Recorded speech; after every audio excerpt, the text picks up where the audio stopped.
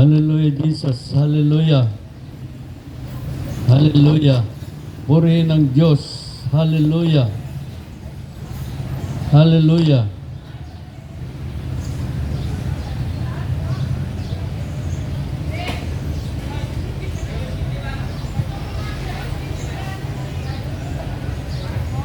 Hallelujah. Purihin ang Diyos. Hallelujah. Magandang umaga sa lahat. Narito na naman tayo upang mag-aral ng salita ng Diyos. Salita nagbibigay buhay at pag-asa.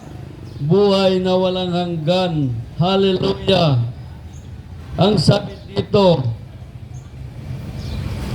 ang sabi sa unang Tesalonica, chapter 5, verse 5 to 10, ay ganito ang sinasabi: kayong lahat ay kabilang sa panig ng kaliwanagan, sa panig ng araw, hindi sa panig ng kadiliman o ng gabi. Kaya nga kailangan kayo'y manatiling gising, laging handa at malinaw ang pag-iisip. Di tulad ng iba, kung gabi ang karaniwan natutulog ang tao, at kung gabi karaniwang naglalasing. Hindi kayo dapat maglasing. Yaman tayo'y sa panig ng araw. Gawin nating baluti ang panampalataya at pag-ibig at helmet ng pag-asa sa pagliligtas na gagawin na sa atin ng Diyos. Tinawag tayo ng Diyos hindi upang parusahan, kundi upang iligtas sa pamagitan ng ating Panginoong Jesucristo. Namatay siya para sa atin upang tayo'y mabubuhay kasama niya. Buhay man tayo o patay sa kanyang muling pagparito. Dahil dito'y patuloy kayong magpaalalahanan at magtulungan tulad ng ginagawa ninyo ngayon. Hallelujah. O Diyos na makapangyarihan sa lahat, narito na naman kami upang mag-aral ng iyong salita. Salita nagbibigay buhay at pag-asa, buhay na walang hanggan. Buksan mo ang aming mga espiritual na mga mata, espiritual na pangdinig. Bigyan mo kami ng karunungang espiritual upang manawaan namin ang iyong salita. O Diyos, ikaw ang aming guro, nagtuturo ng aralin. Kaya kung ano man ang plano ng dyablo sa lugar na ito, ay aking ginigiba, winawasak sa pangalan ng aming Panginoong Jesucristo, to the power of the blood of Jesus, at sa kapangyarihan ng banal na Espiritu Santo. Purihin ka, O Diyos. Hallelujah. Hallelujah.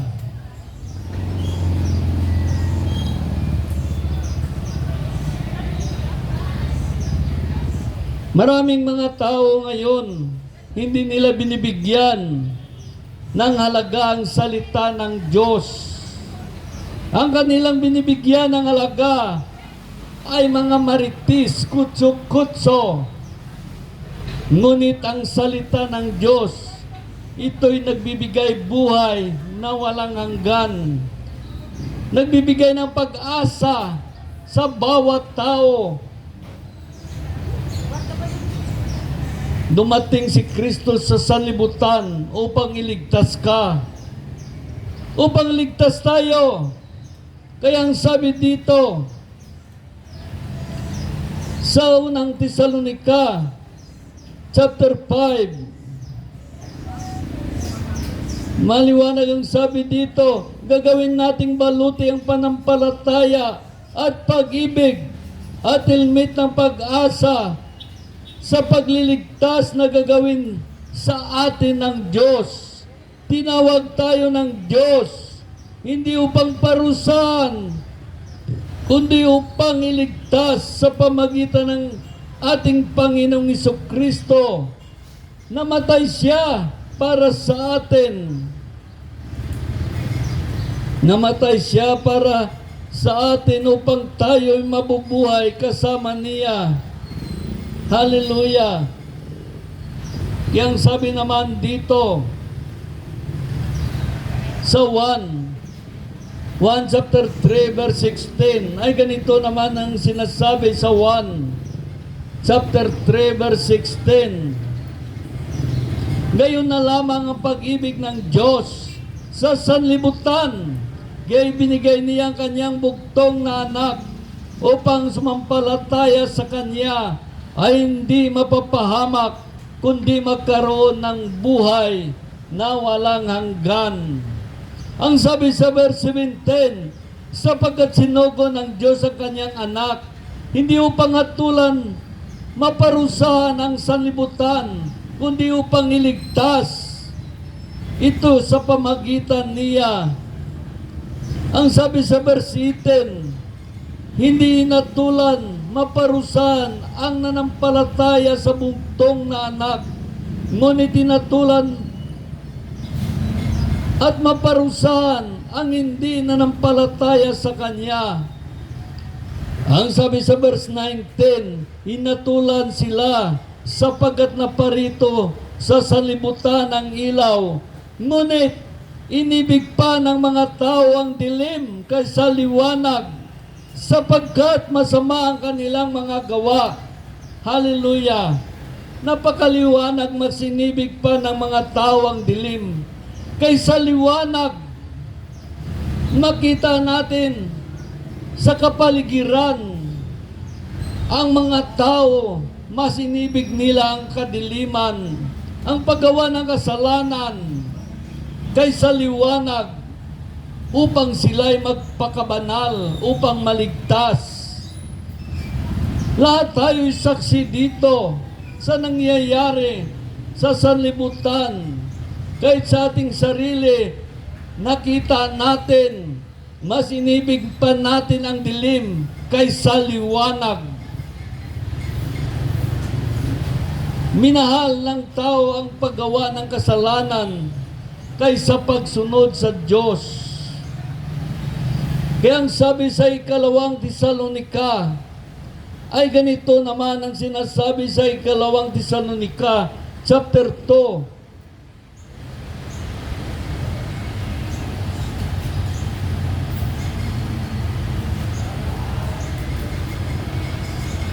Verse 9 to 12, ay ganito naman sinasabi sa unang Tesalonica, chapter 2, verse 9 to 12.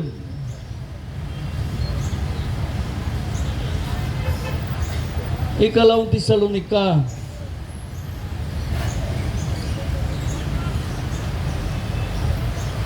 Lilitaw ang suwel at taglay ng kapangyarihan ni Satanas.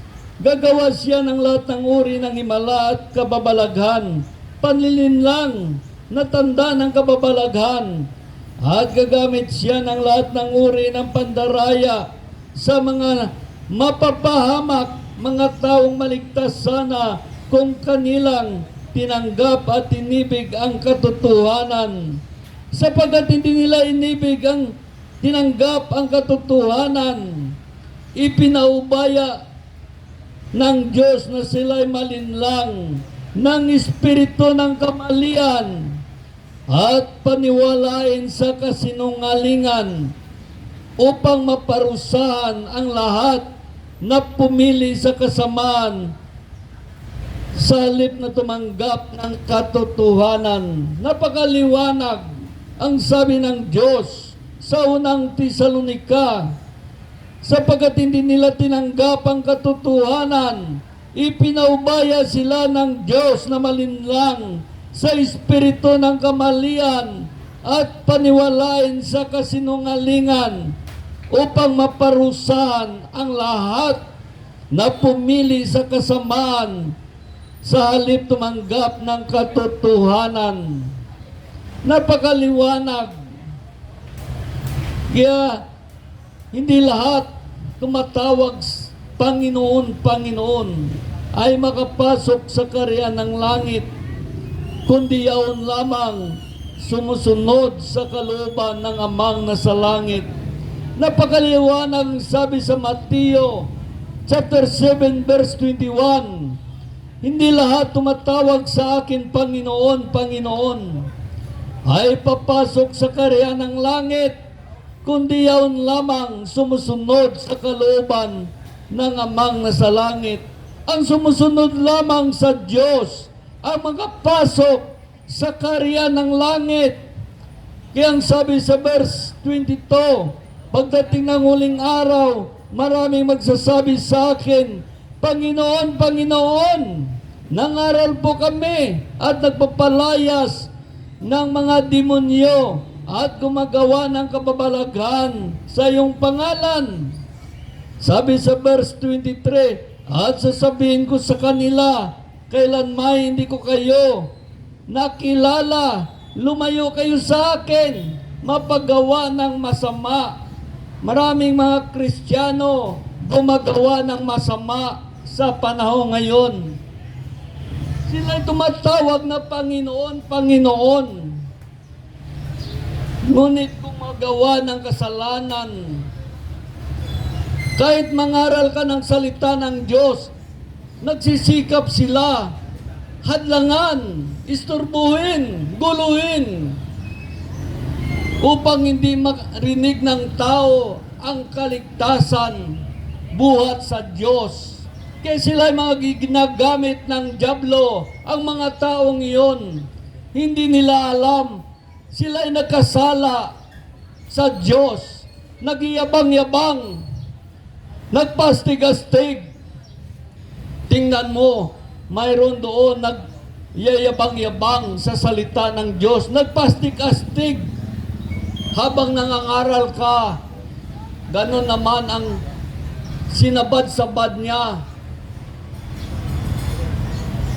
nagpipidjing-pidjing para lang guluhin ang salita ng Diyos upang hindi na marinig ng taong salita ng Diyos. Ngayon, nasaan na siya? Dahil ang Diyos ang kinalaban niya. Nasa ilalim na siya ng hukay. Kaya mag-ingat tayo, baka tayo ang sunod. Wala yan sa laki ng katawan. O kaya bata ka pa. Baka bukas, mamayang gabi, tigok ka na. Ang mabuti sa atin, makinig tayo. Ito para sa atin. Hindi ito isang reliyon. Ito isang relasyon sa Diyos. Tinuturo sa atin kung paano sumunod sa Diyos. Kaya napakalaga ang kanyang salita na nagbibigay buhay na dapat nating pakinggan. Si Kristo ay malapit na dumating. Ganun pa rin tayo, ang ugali natin ay katulad ng Parisiyo noong araw, kung paano si Kristo nagsasalita. Nagyabang-yabang sila kay Kristo. Ayan, lahat na tao ay namatay. Saan sila ngayon? Dahil sa kanilang kayabangan at kamangmangan at katigasan ng ulo, yan, doon na sila ngayon sa impyerno. Sino ang sunod?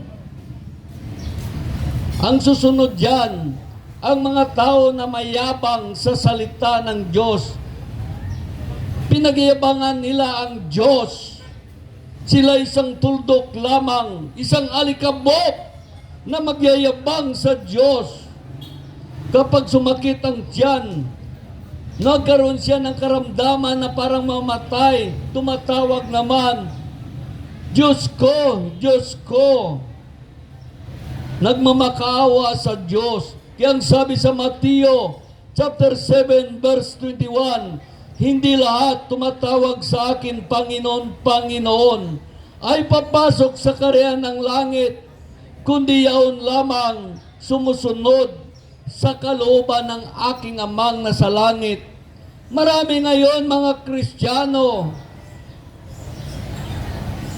tayo mga Kristiyano, lahat, dahil tayo ay kumikilala kay Kristo, na mananampalataya kay Kristo. Ang tanong, sinusunod ba natin si Kristo?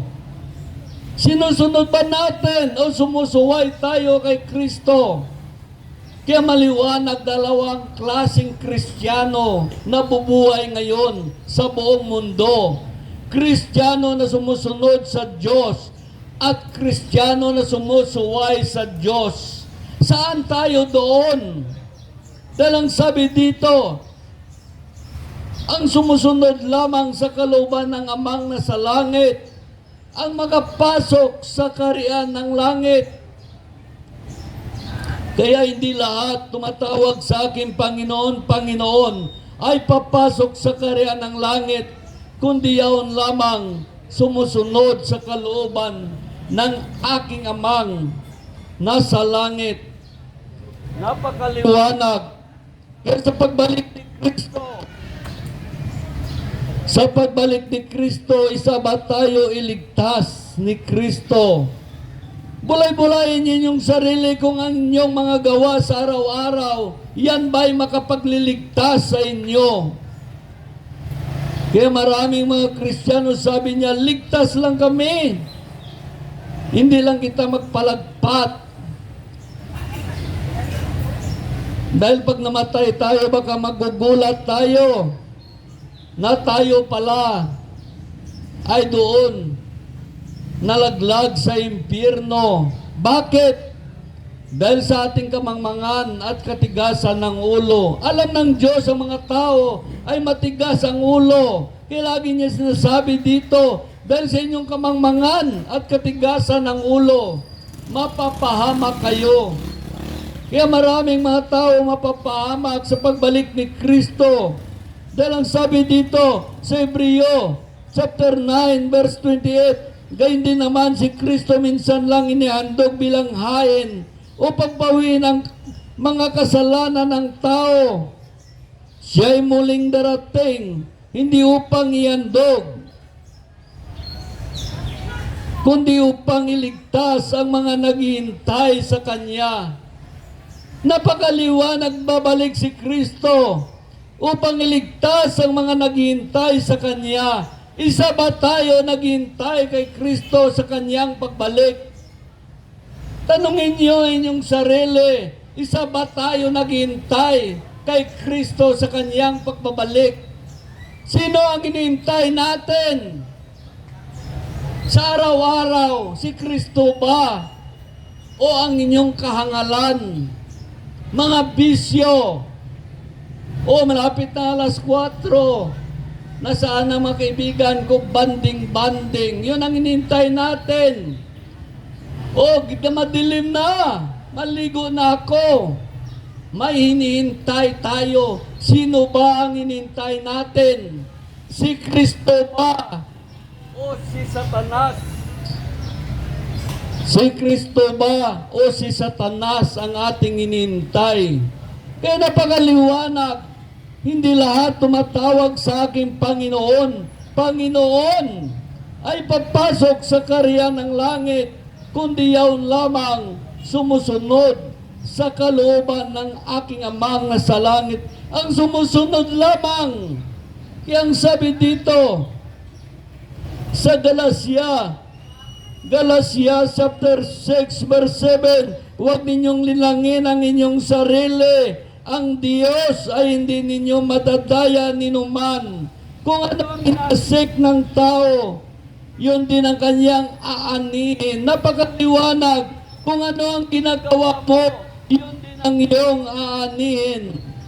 Ang sabi sa verse, ang nagsisikap ng mga bagay ukol sa laman ay nag-aani ng kamatayan, at ang nagsisikap ng mga bagay ukol sa espiritu ay nag-aani ng buhay na walang hanggan. Naunawaan ba ninyo ang bersikulo na ito?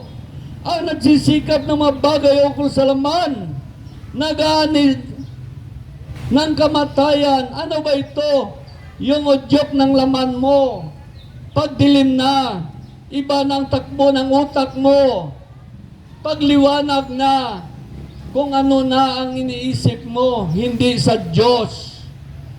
Ngunit ang sabi naman dito, yan ang nagsisikap ng mga bagay ukol sa laman ay nag-aani ng kamatayan, Ang nagsisikap ng mga bagay ukol sa Espiritu ay nag-aani ng buhay na walang hanggan. Ano ba ito nagsisikap ng mga bagay ukol sa Espiritu? Mga espiritual na mga bagay tulad sa langit, tulad sa sinasabi ni Kristo sa banal na aklat. Ito'y mga salita ng Diyos, salitang espiritual. Maging guide natin ito patungo sa langit. At dito naman natin malaman ang daan tungo sa impyerno.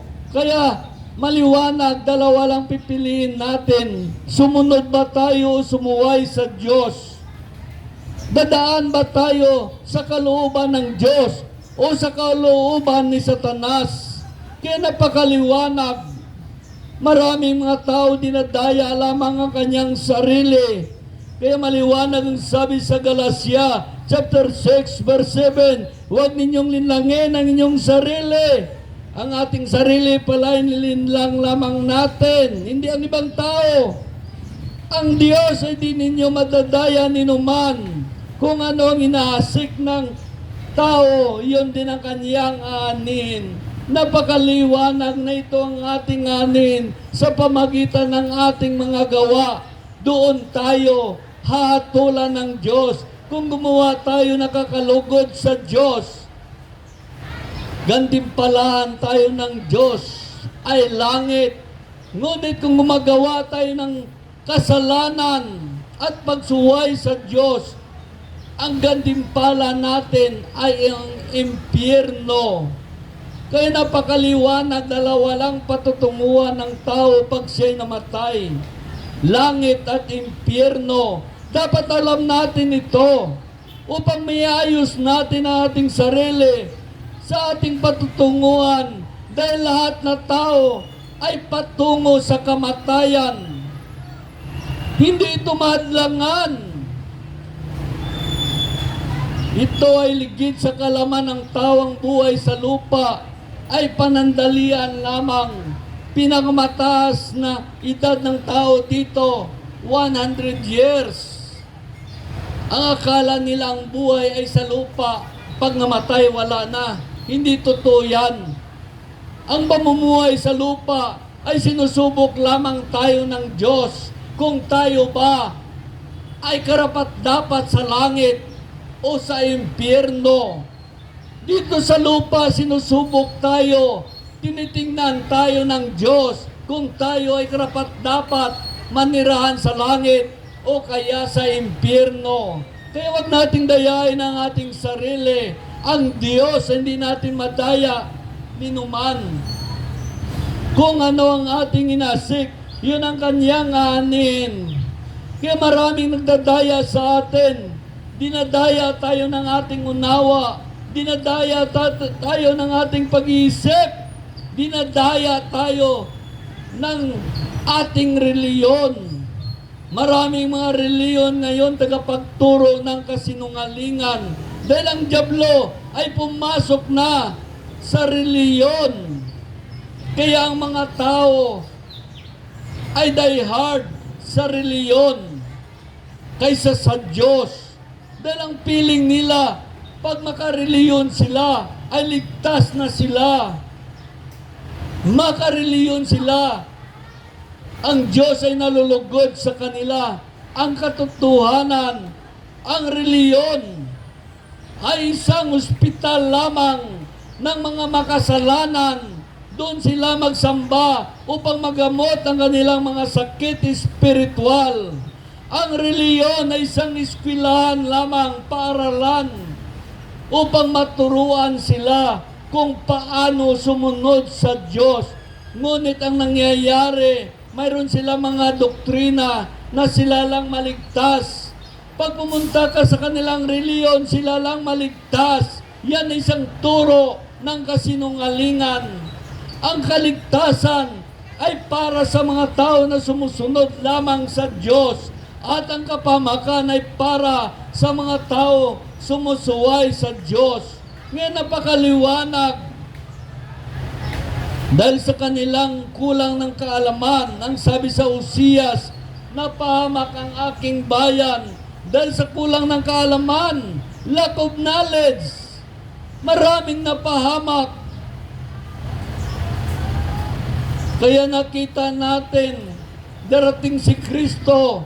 Isa ba tayo iligtas ni Kristo sa kanyang muling pagbabalik? Kaya iayos ninyo ang inyong sarili sa harapan ng Diyos. Maraming mga lingkod ng Diyos na diehard sa kanilang reliyon kaysa sa Diyos. Reliyon ang sinusunod nila, hindi ang Diyos. Hindi ang revelasyon ng Espiritu Santo. Hindi ang salita ng Diyos ang kanilang sinusunod. Marami yan. Kung nagbabasa ka ng Biblia, ay mahayag ang kanilang pagtataksil sa Diyos. Mahayag ang kanilang pagtalikod sa Diyos. Mabasahan mo dito, di ba ninyo alam ang laman ng Biblia? Nakasulat dito ang mga tao na sumusunod sa Diyos at sumusuway sa Diyos. Kaya yun, mabasahan natin mula old hanggang new. Dalawa lang ang tao sa paningin ng Diyos. Sumusunod sa Diyos at sumusuway sa Diyos. Saan ba tayo dito? Maraming mga Kristiyano, sabi niya, Kristiyano naman kami. O ngayon, dahil Kristiyano ka, mula ng bautismuhan kay Kristo, mula ng tinanggap mo si Kristo, ano ang ginawa mo? Sumunod ka ba kay Kristo o sumuway ka? Gumawa ka ng kasalanan. Kung ikaw ay sumunod sa Diyos, sumunod kay Kristo Isos, maliwanag ang pagtanggap mo kay Kristo, ay natanggap mo ang kaligtasan. Ngunit tinanggap mo si Kristo, hindi mo naman siya sinusunod, sinusuway mo naman. Ikaw ay Kristiyano na makareliyon lamang, hindi makadiyos. Kaya maraming mga Kristiyano na dinadaya lamang kanyang sarili. Dinadaya lamang. Nagbabasa ba kayo? Ang isang Kristiyano ay laging nagbabasa, umaga't hapon nagbabasa ng Biblia. Bakit kailangan magbasa ang isang Kristiyano? Upang malaman niya ang utos ng Diyos at masunod niya ang Diyos. Mga kanyang mga saway at babala, mga hindi gusto ng Diyos, ay hindi niya magawa. Iniingatan niya kanyang sarili, kaya nagbabasa siya upang malaman niya kung ano ba talagang gusto ng Diyos at hindi gusto ng Diyos. Yan ang isang Kristiyano na sumusunod sa Diyos. Pero kung di tayo nagbabasa, kailangan natin magbasa upang mapag-ingatan natin ang ating destinasyon sa kabilang buhay. Tayo ba'y Kristiyano, tinanggap natin si Kristo? Sabi natin, ligtas na tayo. Nanalangin ba kayo araw-araw? Kayo mga magulang, pinapanalangin ba ninyo ang inyong mga anak? Ang mga kakilala ninyo? Yan ay isang Kristiyano. Dapat ipanalangin niya ang kanyang mga mahal sa buhay. Pati ang kanyang kaaway, ipanalangin niya. Yan ay isang Kristiyano na anak ng Diyos. Panalangin niya ang kanyang kaaway. Dahil ang sabi dito sa Mateo, chapter 5, verse 44, ngunit ito naman ang sinasabi ko, ibigin ninyo ang inyong kaaway at idalangin ninyo ang mga umuusig sa inyo upang kayo'y maging tunay na anak ng Amang nasa langit. Maging tunay kayo ng anak ng Amang nasa langit. Ipanalangin nyo ang inyong mga kaaway. Mga kaaway ba ninyo pinapanalangin ninyo na sila'y iligtas ng Diyos? O kaya pinapanalangin naman ninyo na mamatay na siya? Kaya makita natin kung tayo ay sumusunod sa Diyos upang maging anak tayo ng Diyos. ipanalangin ninyo inyong mga kaaway upang naman sila'y maligtas. Yan ang isang anak ng Diyos, hindi Kristiyano na makareliyon lamang.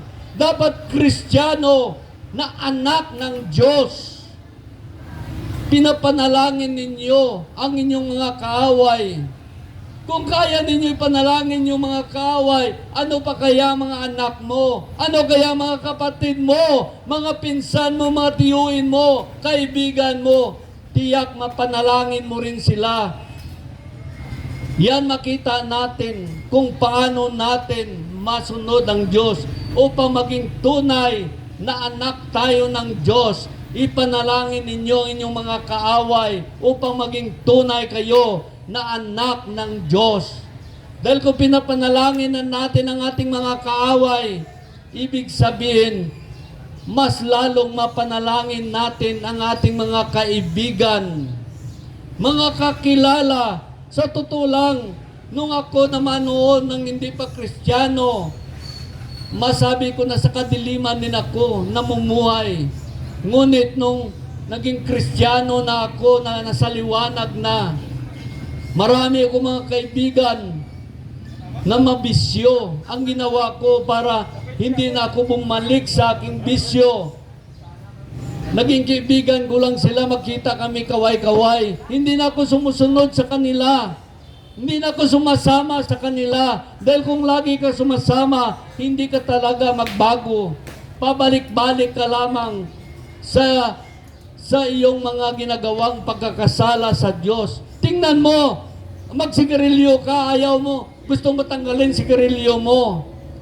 Barkada ka lagi sa nagsisigarilyo, hindi ka malaya sa bisyo na sigarilyo.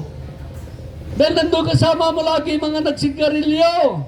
Dapat hanapin mo mga kaibigan mo na hindi nanigarilyo, doon na kayo magsama-sama upang mapatuloy mo ang sigarilyo na matanggal sa iyong buhay.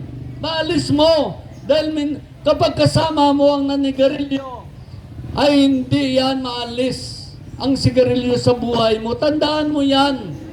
Babaero ka. Kasama mo lagi mga playboy, mga mahilig sa babae. Tiyak, hindi ka maalis sa pagka-playboy mo, pagkahilig sa babae. Dahil doon, pinapainggit ka ng mga kasama mo. Dinadala ka doon sa lugar na madali kang matukso. Kaya ang pagkahilig mo sa babae ay hindi yan matanggal. Kaya ako nung nagbago ako, kaibigan ko mga pastor. Masarap kaibigan mga pastor, mga Kristiyano. Bakit? Araw-araw yan sinasama kanila sa kanilang panalangin. Panalangin kanila upang maligtas ka sa lahat ng kapamakan. Ito ba mga kaibigan natin, na mga barkada natin, tanungin mo kung nanalangin sila sa iyo? Wala. Hindi yan nanalangin sa iyo. Minsan, naglabaw ka lang sa kanila, nahisa na. Nahisa na sila sa inyo. Kaya yan, kung magpagkaibigan kayo, kung nais nyo masumunod sa Diyos, iwan na ninyong dati ninyong mga kasamahan. Dahil mayroon kang kaibigan, nihanda ang Diyos sa iyo. Kaibigan na magdala sa iyo sa buhay na walang hanggan, sa buhay na may pag-asa na maligtas. Kaya maraming mga Kristiyano pabalik-balik sa kanilang paggawa ng kasalanan. Kaya lagi sila, sabi nila, Panginoon, patawad, nagkasala ako. Pagkatapos sa sunod na araw, gumawa naman ng kasalanan. Panginoon, patawad, nakagawa ako ng kasalanan.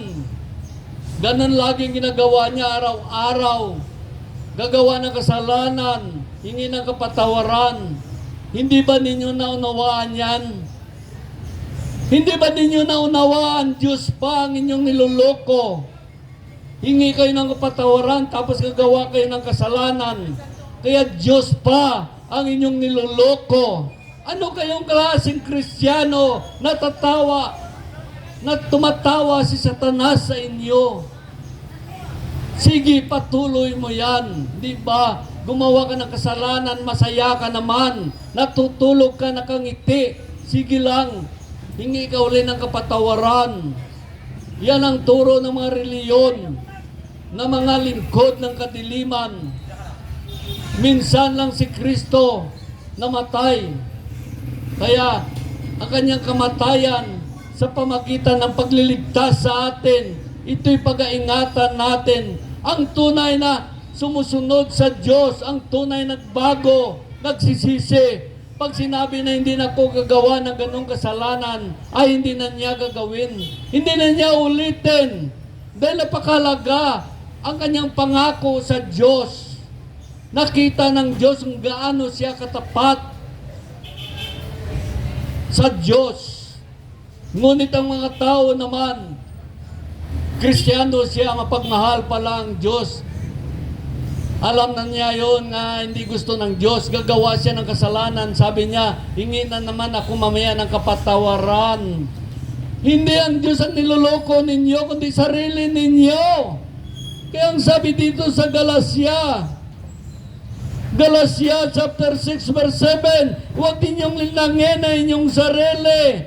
Ang Diyos ay di ninyo madadaya ninuman. Kung ano ang inyong inaasik, yun din ang inyong aanihin. Napakaliwanag, sabi ng Diyos. Huwag ninyong dayain na inyong sarili. Ang Diyos ay hindi ninyo madadaya. Hindi natin madaya ang Diyos.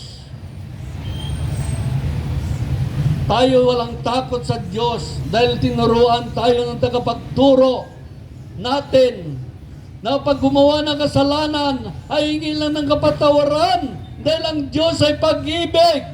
Pag-ibig ang Diyos sa mga tao na sumusunod sa Kanya. Pag-ibig ang Diyos sa mga taong sumusunod sa Kanya. Ngunit siya ay mabagsik sa mga tao sumusuway at gumagawa ng kasalanan sa Diyos. Kaya hindi natin alam ito dahil hindi naman tayo nagbabasa ng Biblia. Kaya ang sabi dito, makinig kayo, sabi ng Diyos sa Roma chapter 11 verse 21. Sabi dito, sapagkat kung ang mga katutubong sanga hindi pinaginayangan ng Diyos, hindi ka rin niya paginayangan. Ito makikita natin ang kabutihan ng Diyos at ang kanyang kabagsikan niya. Mabagsik siya sa mga hindi natanalig sa Kanya. Subalit mabuti sa inyo kung manatili kayo sa Kanyang kabutihan. Kung hindi, ikaw ay puputulin din. Ganon kabagsik ang Diyos. Hindi niya kayo paintulutan na sa panig ni Satanas dahil siya'y jealous God. Kaya mali yan. Gagawa ka, hingi ka ng kapatawaran. Gagawa uli ng kasalanan, dapat humingi ka ng kapatawaran sa Diyos. Siya'y hari ng mga hari. Dapat sundin mo, gagawin mo. Tulad ba sa presidente natin, sa congressman natin, sa mayor natin, nagkasala tayo sa kanila, humingi tayo ng kasalanan sa kanila. Dapat huwag na natin ulit gagawin. Ngunit kung gumawa tayo ng kasalanan sa kanila at ginawa natin, sila ba'y natutuwa sa iyo? Sila ba'y natutuwa sa iyo? Na paulit-ulit kanya pinatawad, katas paulit-ulit mo naman ginagawa. Sila ba'y natutuwa sa inyo? Ano pa kaya ang Diyos? Kaya kailangan ibigay natin ang respeto sa Diyos. Maraming mga lingkod ng Diyos na diehard sa kanilang reliyon kaysa sa Diyos. Reliyon ang sinusunod nila, hindi ang Diyos. Hindi ang revelation ng Espiritu ng Diyos. Kaya ang sabi dito sa Kawikaan, ay ganito naman sinasabi sa Kawikaan, chapter 16, verse 25, may daang matuwid sa tingin ng tao, ngunit kamatayan ang dulo nito. Totoo yan. Sa tingin mo ay tama, ngunit ang dulo niya ay kapahamakan. Maraming mga tao na sa tingin niya, sa pag-iisip niya ay tama, ngunit sa kinalaunan, sa katagalan, mali pala. Marami yan. Lahat tayo nakaranas nito. Ang sabi dito sa Kawikaan, chapter 16, verse 2, ang akala ng tao ay tama sa kanyang kilos, ngunit ang tunay ninyong layunin, Diyos lamang ang nakakatalos, nakakaalam. Hingi tayo ng mga biyaya sa langit, ngunit ang isip natin, hindi naman natin gagamitin sa wasto. Kung nabiyayaan tayo, kaya ang sabi dito sa Kawikaan chapter 1 verse 29, maraming mga tao ngayon hindi niya binigyan ng halaga ang salita ng Diyos. Para sa kanya ay walang kwenta ito, ngunit hindi nila alam. Ito ang ating buhay, ito ang ating pag-asa, ito ang ating kaligtasan. Ang kaligtasan natin, ang salita ng Diyos, mag-guide sa ating kaligtasan at kay Kristo Isos, hindi sa ating reliyon. Ang kaligtasan ay kay Kristo Isos at sa kanyang salita. Dahil ang sabi sa Kawikaan chapter 1 verse 29, pagkat itong karunungan ay di ninyo minahal, kayawin na di natakot na may kalakip na paggalang, inyo pangang tinanggihan itong aking mga payo, itinapon na parang lumi itong paalala ko. Gintapon na daw tayo lang ang mga paalala ng Diyos. Kapag salita ng Diyos, parang walang narinig. Kapag maritis naman, gumaganyan na tainga niya. Kung pwede lang ang kanyang tainga, palapadin na parang trumpa upang magilap niya ang mga maritis, mga chismes. Yan ang paborito niyang pagkain ng kanyang espiritu. Ngunit ang salita ng Diyos, ito'y pagkain ng ating espiritu. Kung espiritu natin sa Diyos ay minamahal natin ang salita ng Diyos, nag-interest tayo makinig sa salita ng Diyos dahil ito'y pagkain ng espiritu natin na ibinigay ng Diyos.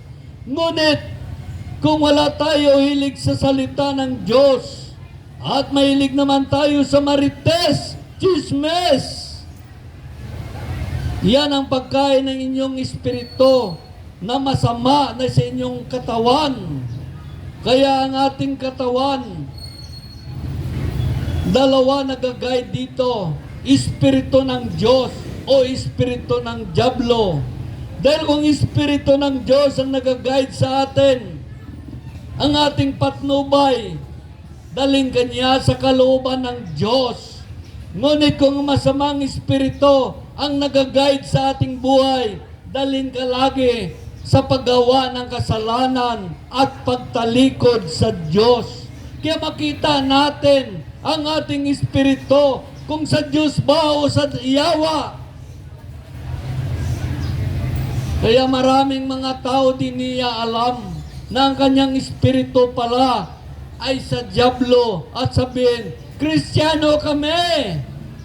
Katapos makita mo gumagawa ng kasalanan, sumusuway sa Diyos,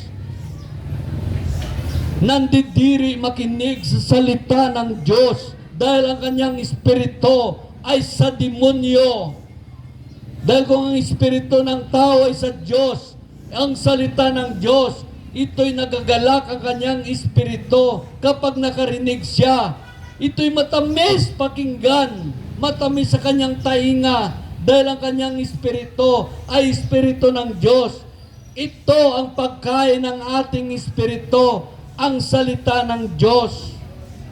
Kaya maraming mga tao talaga na walang halaga sa kanyang salita ng Diyos. Bakit? Dahil ang kanyang espiritu hindi sa Diyos. Dahil ang sabi dito sa Kawikaan chapter 1 verse 29, sapagkat itong karunungan ay di ninyo minahal, kayawi na di natakot na may kalakip na paggalang, inyo pangang tinanggihan itong aking mga payo, itinapon na parang dumi itong paalala ko, gintablog ninyong daw tayo lang. Kaya ang sabi sa verse 31, kaya nga inyong anin ang bunga ng inyong mga gawa, at kayo sige ng nasa inyong ubod ng sama. Katigasan ng ulo ang papatay sa mangmang, sadusay sa sadlak sa walang kaalaman. Ngunit ang makinig sa akin, mananahan ng tiwasay, mabubuhay ng payapa, malayo sa katatakutan. Hindi ka natakot mamamatay dahil alam mo langit ka naman. Maraming mga tao natakot mamatay dahil nakita niya kanyang sarili kung mamatay siya sa impyerno ang kanyang bagsak. Kaya ganyan ang mga tao na sumusunod sa Diyos, walang takot mamamatay. Dahil kapag namatay siya, nandoon na siya sa piling ng Diyos. Ang mga tao naman natakot mamamatay. Bakit? Dahil ang kanilang buhay, sa kabilang buhay ay walang kasiguruhan. Hindi nila alam kung mapalangit sila o mapaimpyerno. Kaya matatakot sila. Totoo lang mga tao na sumusunod sa Diyos, kumikilala sa Diyos, sila'y walang takot mamatay para maaga mo siya. Pinaakyat sa langit upang makapiling ang Diyos. Kaya minsan, bakit natakot tayo? Dahil doon tayo nananalig sa ating reliyon kaysa sa Diyos.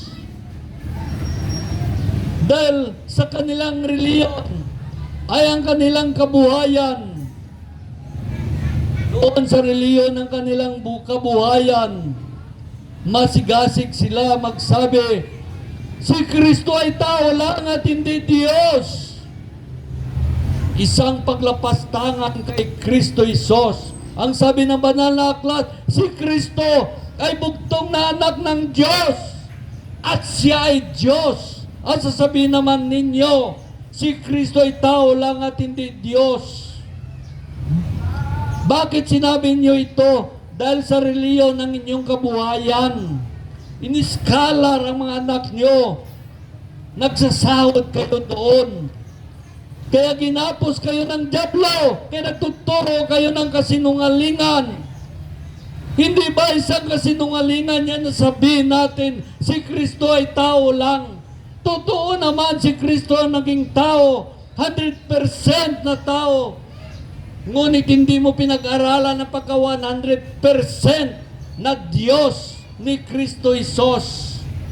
Doon ka lang naniwala sa pagka 100% na tao ni Kristo at nakinig ka na sa iyong reliyon. Hindi mo man lang sinaliksik ang pagka 100% na Diyos ni Kristo. Bakit ang pagkatao si Kristo? Upang ligtas ka, upang magkaroon siya ng dugo. Dahil sa kanyang dugo, tinubos ang iyong mga kasalanan. Pinawi. Bakit si Kristo? Hindi mo ba alam sa langit? Siya ay Espiritu. Espiritu si Kristo sa langit. Paano siya magkaroon ng dugo? Kaya ang sabi dito sa pagbalik ni Kristo, siya ay nagkatawang tao. Bakit nagkatawang tao? Upang makita ng mga tao. Dahil kung babalik si Kristo nga siya ay Espiritu, paano mo siya makita? Paano ninyo makita kung bumalik si Kristo na isang Diyos at Espiritu? Kaya babalik si Kristo na katawang tao pa rin upang makita ninyo Makita ninyo si Kristo.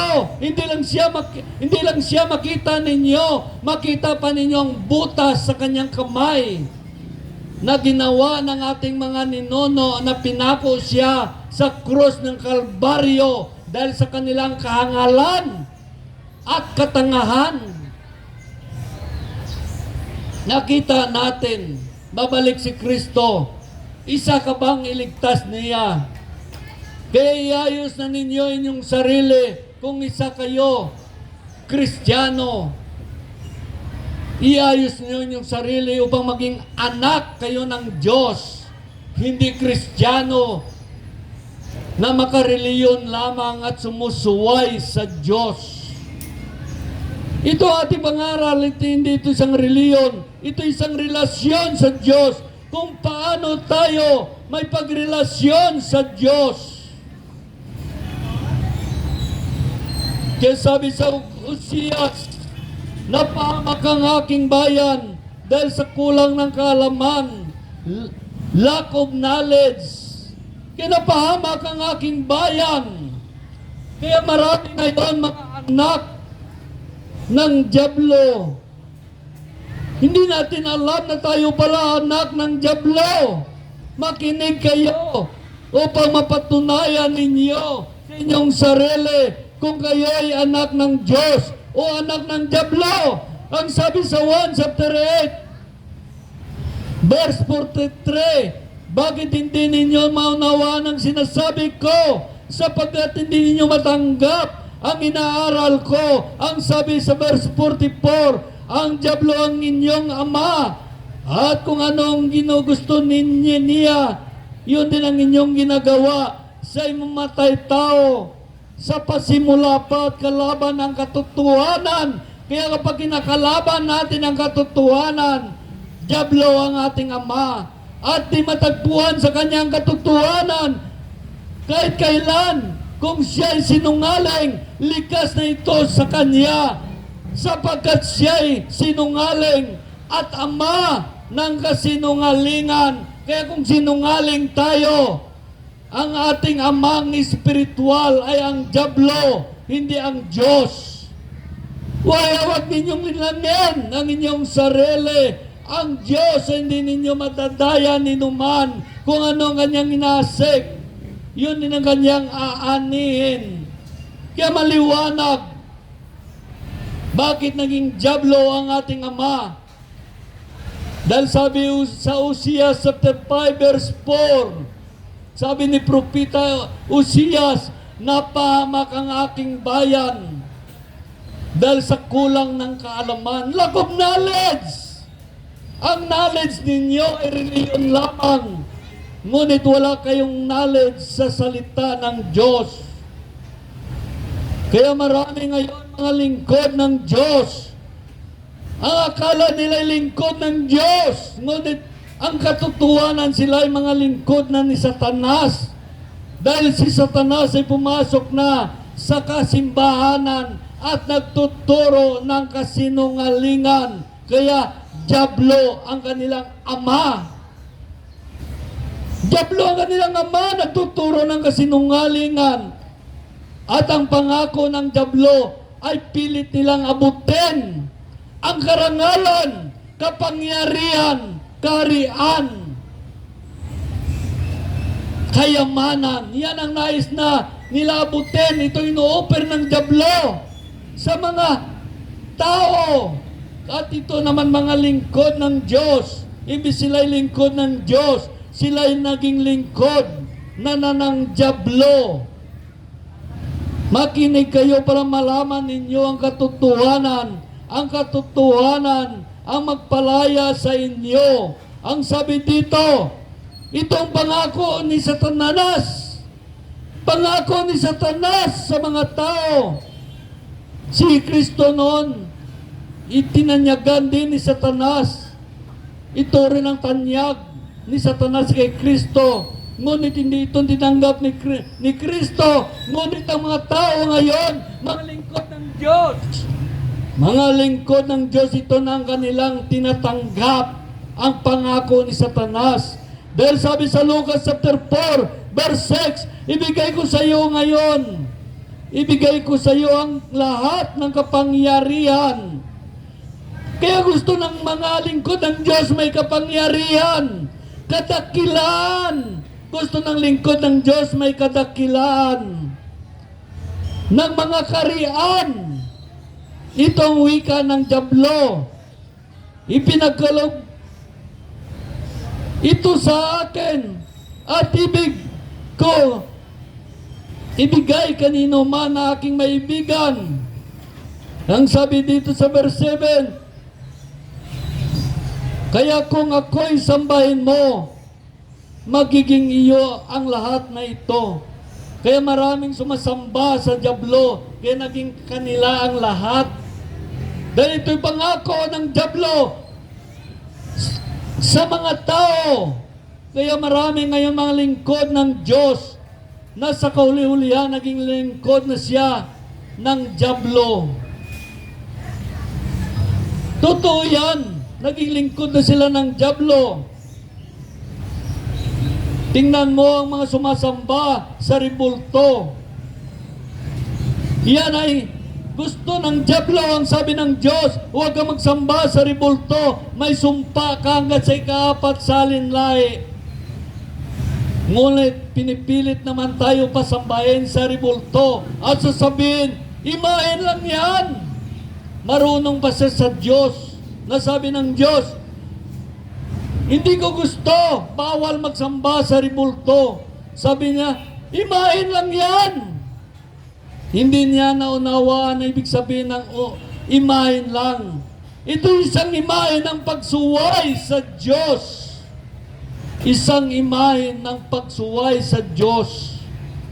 At sasabihin naman ng ibang reliyon, makinig ka, si Kristo, si tao lang. Totoo naman nakasulat tao lang. Dahil si Kristo 100% na tao. Ngunit siya'y 100% na Diyos. Kaya ito na lagi nilang inukwento ang pagkatao ni Kristo, hindi ang pagka-Diyos ni Kristo. Sabi nila si Kristo'y tao lang at hindi Diyos. Nilapastangan ninyo si Kristo Isos. Nilapastangan. Kaya maraming mga tao ngayon naglapastangan sa Diyos. Kung alin pa pinagbabawal ng Diyos, yun ang pangpilit ipasamba sa mga tao at sasabihin, imahin lang yan. Dahil sa paraan ganito, dito nila magkaroon ng kayamanan sa lupa, kapangyarihan, kadakilaan. Sinamba nila si Satanas. Kaya sabi dito sa unang Timothy chapter 6 verse 5 to 10 ay ganitong sinasabi, mahilig din sila magpagtalo sa mga likong ang pag-iisip at kumikilala. Hindi kumikilala sa katotohanan mga taong nag-akala ang reliyon ay paraan ng pagpayaman. Akala nila itong reliyon ay paraan ng pagpayaman. Kung sa bagay, sabi sa verse 6, malaki ang pakinabang ng reliyon kung ang tao ay marunong masiyahan sa kanyang buhay. Ngunit, inaabot nilang pangako ni Satanas. Ang sabi dito sa verse 9, ang mga taong nagnanasang yumaman ay sa anumang paraan ay nahulog sa tukso at sa bitag ng masamang hangarin, nagtutulak sa kanila sa kapahamakan.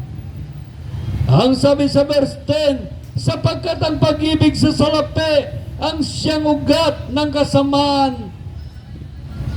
Dahil sa paghangad ng makamal ang salapi, may mga nalalayo sa panampalataya at nasasadlak sa kahirapan ng kalooban. Nasasadlak sa paghirap ng kalooban. Yan ang pangako ni Satanas sa mga lingkod. Kaya imbis lingkod siya ng Diyos, ay naging lingkod na siya ni Satanas. Wala na sa kanilang pagmamahal sa kaluluwa ng tao, kundi doon sa pira. Doon ang pagmamahal nila sa pira. Kaya ang sabi dito, sa 2 Corinto chapter 2 verse 17, hindi kami tulad ng iba, kinakalakal ang salita ng Diyos, salip bilang sugo ng Diyos, at lingkod ni Kristo, buong tapat naming pinangaral ang kanyang salita. Buong tapat namin pinangaral ang salita ng Diyos kahit wala kaming sahod. Hindi kami bayaran. Hindi namin kinakalakal na magsalita ng salita ng Diyos at maglibot na may dalang sobre. Hindi namin kinakalakal ang salita ng Diyos na sikpawon ang kwarta sa bulsa nyo. Ang malaga sa amin, pinangaral namin ito upang masunod namin ang Diyos. Upang kami ay maligtas din sa pamagitan ng aming mga gawa. Dito kami maliligtas sa aming mga ginagawa. Kaya lagi kami nangangaral ng salita ng Diyos dahil ito'y salita ng kaligtasan. Dahil ang sabi dito sa unang Timothy chapter 4 verse 13, iukol mo yung panahon sa pagbabasa ng kasulatan sa madla, sa pangangaral at pagtuturo hanggang ako ay dumating. Huwag mong pabayaan ang pinagkaloob sa iyo ng Espiritu Santo. Ang sabi sa verse 16, maging maingat ka sa iyong pagkilos at pagtuturo. Patuloy mong isagawa ang mga bagay na ito upang maligtas ka, pati ang nakikinig sa iyo. Ito pala pangangaral namin. Ginawa namin ito upang maligtas din kami. Upang masunod namin ang Diyos. Kaya akala mo, nangangaral kami. Kayo lang nakikinig, hindi. Milyon na anghel sa langit nakikinig, si Kristo Jesus at Amang nasa langit.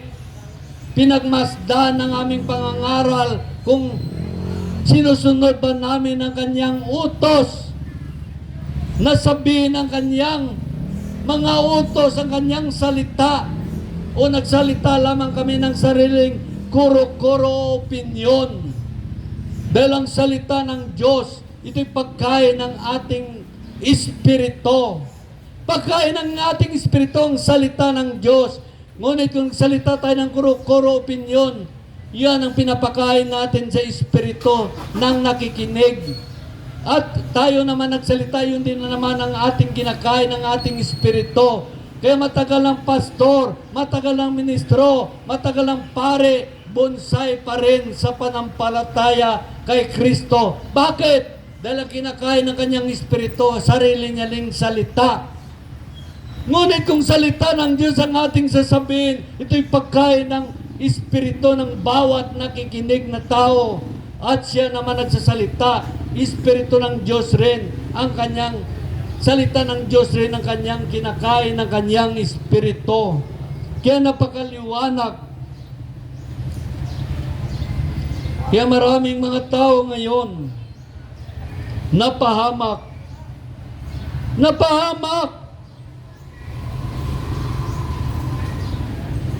Dahil ang pangako ni Satanas ang kanilang sinusunod. Ang mga lingkod ng Diyos, yun na rin, parang politiko. Kung ano ginagawa ng politiko, ganun din na rin sila. Ganun na ang mga lingkod ng Diyos. Kaya ang sabi dito sa Marcos, ganito naman ang sabi sa Marcos,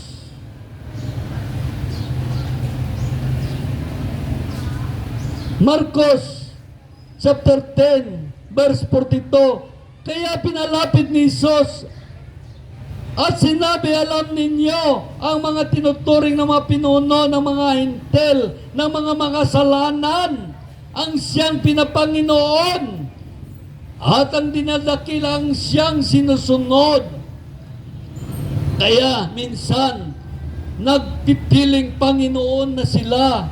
Nagpipiling na kailangan dakilain mo sila. Sabi ni Kristo, ngunit hindi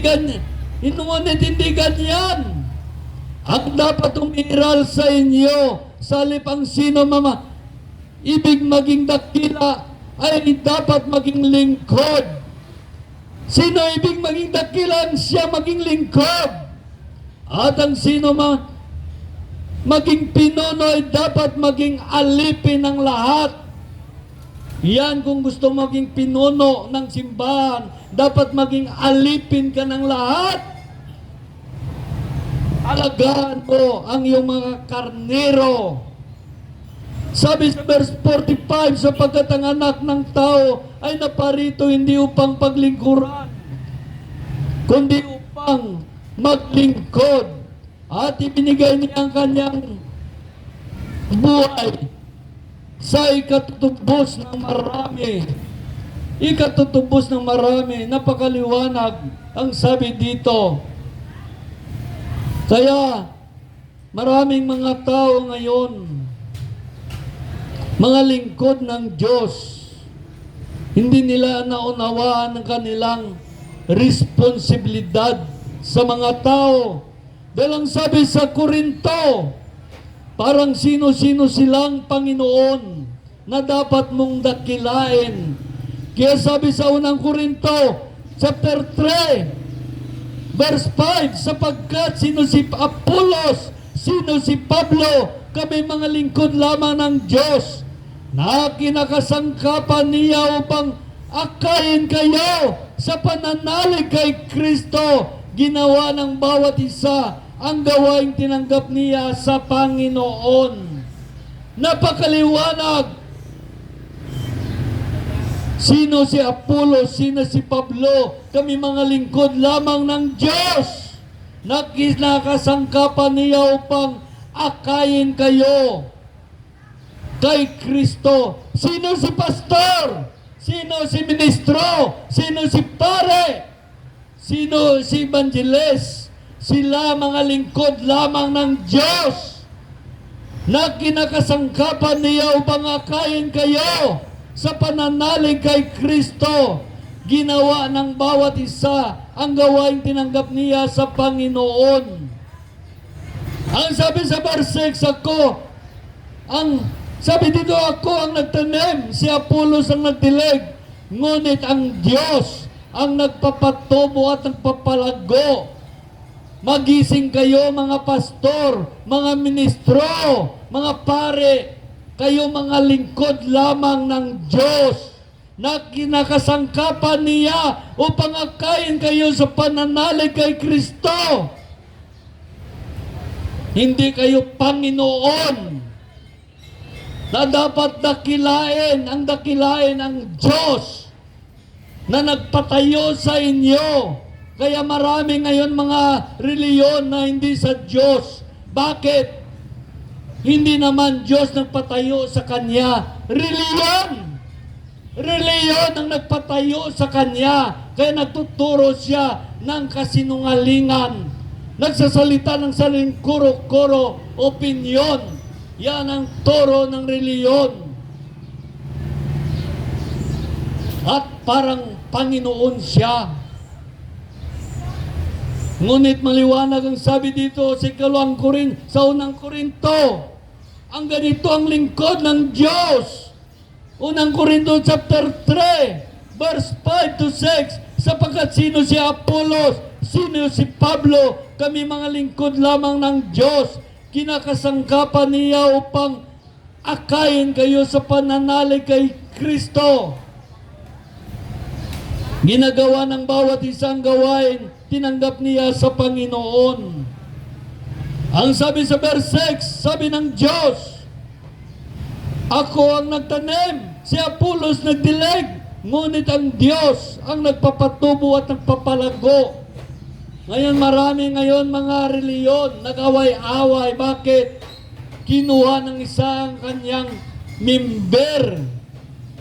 Kinuha. Iyon pa naman ang inaasahan niya. Nagbibigay lagi ng malaking halaga. Kinuha ng iba, sama ng loob. Dahil sila'y lingkod ng reliyon, hindi lingkod ng Diyos. Dahil kung isa kang lingkod ng Diyos, sabi dito, ako ang nagtanim, si Apollos nagdilig, ngunit ang Diyos ang nagtatubo.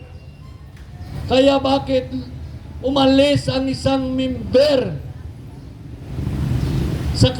ang kanyang member dahil hindi naman niya pinapakain ng salita ng Diyos ang kanyang membro. Pinapakain niya lagi ng kanyang kuro-kuro opinion at hindi salita ng Diyos ang hinahanap ng mga membro, ang magbigay sa kanya ng tunay na pagkaunawa at pagkakilala sa Diyos. At sabihin naman nila sila pang bida, tumalon-talon yan, lumipat yan. Dahil lumipat siya, gutom siya doon sa salita ng Diyos sa iyo.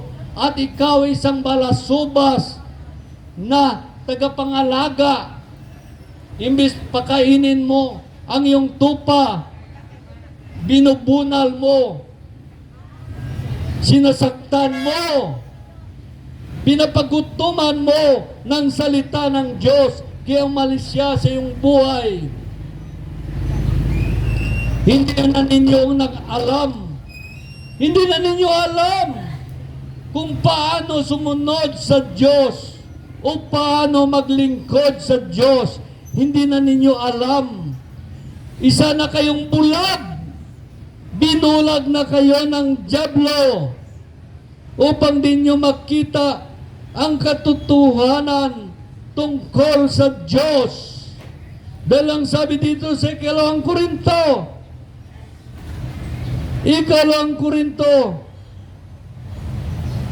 chapter 4, verse 4, hindi sila sumampalataya sapagkat ang kanilang isip ay binulag ng Diyos. Nang daigdig na si Satanas, sila'y binulag nito upang hindi nila makita ang liwanag ng mabuting balita tungkol kay Kristo na siyang larawan ng Diyos. At ngayon, ang kanilang pilit na inaabot ang pangako ni Satanas, karangalan, kayamanan, karian. Makinig kayo mga lingkod ng Diyos, kayo mga Kristiyano, makinig kayo upang sabihin niyo ito sa inyong mga tagapagturo ninyo.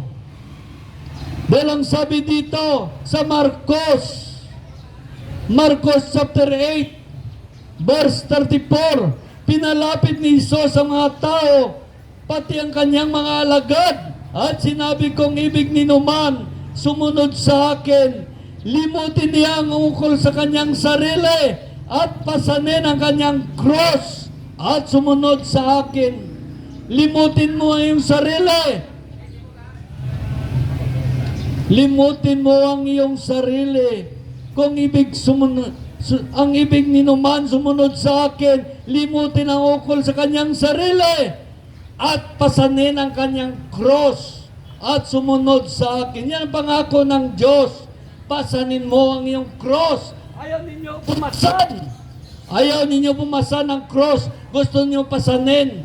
Limpak-limpak na pira. Yan sabi sa verse 35, ang nangangad na maligtas ang kanyang buhay, ang siyang mawawala nito. Ngunit ang mag-aalay ng kanyang buhay, alang-alang sa akin, at sa mabuting balita, ang siyang makakamit nito. Napakaliwanag. Ang sabi sa verse 36, ano nga ang mapapala ng isang tao, makamtan niyang buong daigdig, kung ang katumbas naman ito, ang kanyang buhay. Ano ang may babayad ng tao para may balik ang kanyang buhay na nawala, buhay na walang hanggan, kaligtasan, manirahan sa langit? Ano ang magbabayad nito? Ano ang mabayad ng tao may balik sa kanya ang kanyang buhay, buhay na walang hanggan na pinagkaloob ng Diyos. Kapag ang sino mang nahiyang kumilala sa akin at sa aking mga salita sa harapan ng laing ng mga makasalanan at hindi tapat sa Diyos, ikakaya rin siya ng anak ng Diyos sa kanyang pagparito niya na taglay ang kadakilan, kapangyarihan ng kanyang Ama kasama ng kanyang banal na mga anghel. Si Kristo ay babalik. Ligtas ka ba? Hindi ninyo alam si Kristo pag bumalik, ito'y katapusan ng daigdig. Katapusan ng daigdig. Babalik si Kristo pangligtas ang kanyang mga hinirang. Pagbalik niya magkaroon ng rapture. Ang sumusunod lamang sa kalooban ng Amang nasa langit, ang sumusunod sa Diyos, ang siyang maliligtas. Kaya maliwanag ang sabi dito sa Pedro.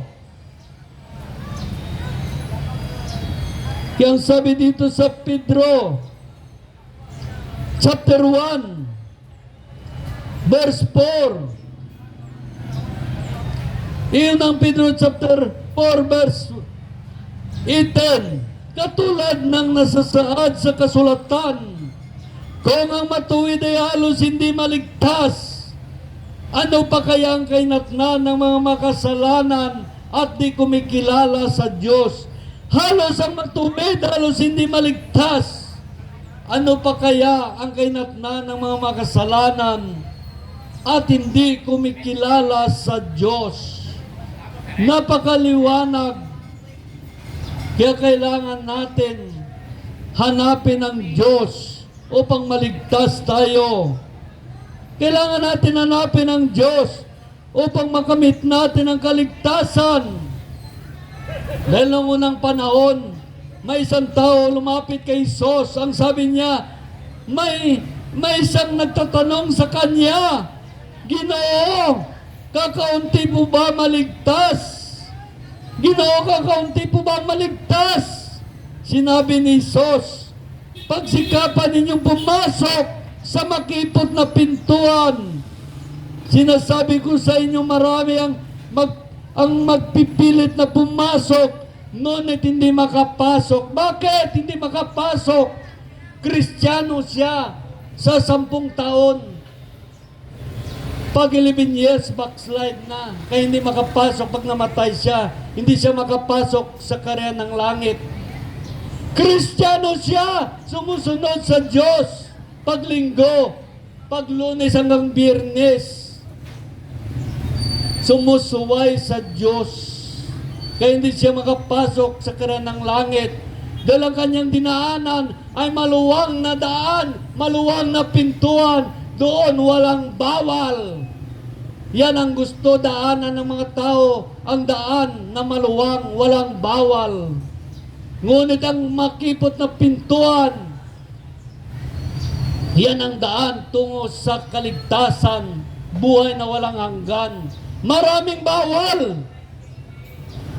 Yan, makipot kung ikaw ay umiinom. Maraming bawal.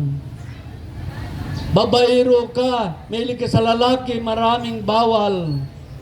Ang gagawin mo, lagi ka basa ng Biblia. Manalangin, simba, basa, manalangin, simba. Yan ang buhay mo. Yan siyang kipot na pintuan tungo sa kaligtasan, tungo sa buhay na walang hanggan. Simba, basa ng Biblia upang masunod mo ang Diyos. Simba, simba. Magdayaw sa Diyos sa simbahan. Manalangin lagi. Yan, nasa pintuan ka na makipot na daan tungo sa buhay na walang hanggan. Hindi ka dumadaan doon sa malapad na daan. Doon marami kang gusto, na gusto mong abutin. Yan ay kapahamakan.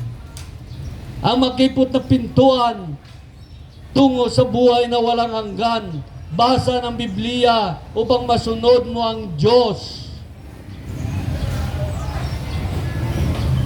Panalangin upang magpagrelasyon sa Diyos, pag-istorya sa Diyos. Kung nanalangin ka, ikaw naman nagpag-istorya sa Diyos. Kung nagbabasa ka, Diyos naman ang nagsasalita. Diyos na naman ang nagsasalita sa iyo. Kaya kailangan mo makinig sa salita ng Diyos at sundin mo ang Diyos. Kaya maraming mga Kristiyano, ang kanilang panampalataya ay turo lamang ng reliyon, hindi turo ng banal na aklat. Maraming mga lingkod ng Diyos lumipat bilang lingkod ni Satanas. Inanda na ito ng dyablo sa ang kanyang mga lingkod. Lingkod ng kadiliman sa kanyang pagparito ni Antichrist. Inanda na ni ng dyablo ang kanyang mga lingkod. Inahanda na para sa pagdating ni Antikristo ay nandoon na ang kanyang mga lingkod. Dahil ang sabi dito sa unang Juan chapter 2 verse 18, mga anak, malapit na ang wakas. Tulad ng narinig ninyo, darating ang Antikristo. Ngayon na nga, marami nang lumitaw na Antikristo. Kaya alam natin malapit na ang wakas. Totoo yan, kung nagbabasa kayo ng Biblia, marami ng mga Antikristo. Ayaw na makinig sa salita ng Diyos. Ayaw na kumilala kay Kristo Jesus na Diyos. Marami na mga Antikristo at mga bulang guro sa ating kapanahunan. Pasimbahin kayo sa ribulto, hindi sa Diyos. Kaya sabi dito sa ikalawang Pedro chapter 1, ikalawang Pedro chapter 2 verse 1, nung una lumitaw sa Israel ang bulang propeta at sa inyo naman may lilitaw na bulang guro. Gagamitan niya kayo ng katusuan ng pagtuturo ng mga aral na kasira sa inyong panampalataya. Itakwil nila ang Panginoon na nagligtas sa kanila. Itinakwil. Paano nila itakwil ang Panginoon? Sasabihin nila si Kristo ay tao lang at hindi Diyos. Isang pagtatakwil kay Kristo Jesus.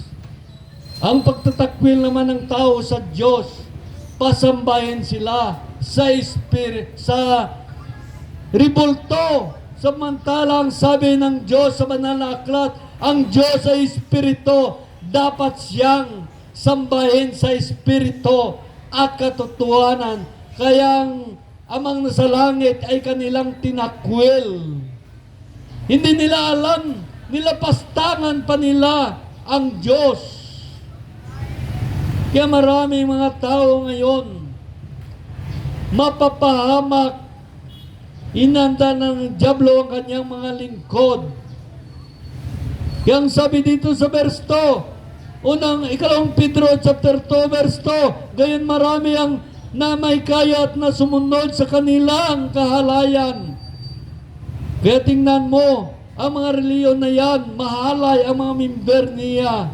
Sumunod sa kanyang kahalayan dahil mayroon silang espiritu ng kahalayan, bunga ng kanilang pagsimba sa ribulto. At dahil dito, pati ang daan ng katotohanan ay nilapastangan nila dahil sinabi nila, Kristiyano kami, ngunit gumagawa naman ng kasalanan. Kaya marami na ngayon mga tao na ayaw na maniwala sa Kristiyano at tinatawanan pa ang Kristiyano dahil sa kanilang paglabag sa Diyos, paglapastangan sa katotohanan. Dapat yung Kristiyano sila ay sumulunod ni Kristo yung pagkabanal. Tulad ni Kristo, dumating si Kristo upang maging halimbawa siya. Ang sabi naman sa verse 3, sa kanilang kasakiman, nilinlang niya kayo ng matatamis na pangungusap upang makuha sa ang inyong kayamanan. Kaya maraming mga tao dinaya, nakuha ang kanilang kayamanan. Din kinuha ang kanilang kayamanan dahil sa matatamis na salita, turo ng kasinungalingan.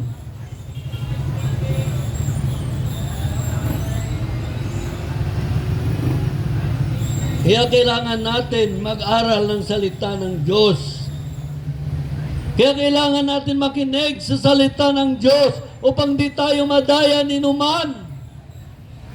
Kaya nadaya tayo dahil ayaw natin pakinggan ang salita ng Diyos na itong guide natin tungo sa kaharian ng langit, tungo sa kaligtasan, tungo sa buhay na walang hanggan. Dinaya tayo ng mga mabulang guro. Ang sabi dito sa ikaw Pedro chapter 2 verse 17, ang katulad ng mga bulang gurong ito ay mga batis na tutuyo at mga alapap na itinataboy ng unos itataboy ng unos. Sila'y mga nilaan ng Diyos sa pusikit na karimlan. Sila'y nakalaan sa pusikit na karimlan. Maliwanag ang sabi dito. Kaya ang sabi naman sa Zacarias, ay ganito naman sinasabi ng Diyos kay Zacarias. Zacarias chapter 11 verse 16. Ay ganito ang sabi ng Diyos. Ang bayan ay binigyan ko ng isang pastol na walang pagpahalaga sa nawawala, hindi naghahanap ng mga naligaw, hindi naghihilot sa mga napilayan, hindi mag-alaga sa may sakit, bagkus sinuubos nila ang mataba sa kaitinapon ang buto nito.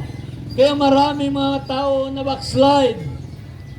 Inubos ang kanilang taba ng buto na sila, itinapon na lang. Hindi na sila pansin. Kaya kawawa ang mga taong ito. Kaya sila'y tumalikod sa Diyos. Kaya sino ang may kasalanan sa mga pagtalikod ng mga tao na ito? Dito sa San Jose, maraming tumalikod sa Diyos. Sino may kasalanan? Ang mga pastor ninyo ang may kasalanan. Hindi kayo inalagaan, hindi inalagaan kayo na may mga sakit espiritual. Ang gusto nila ay matataba.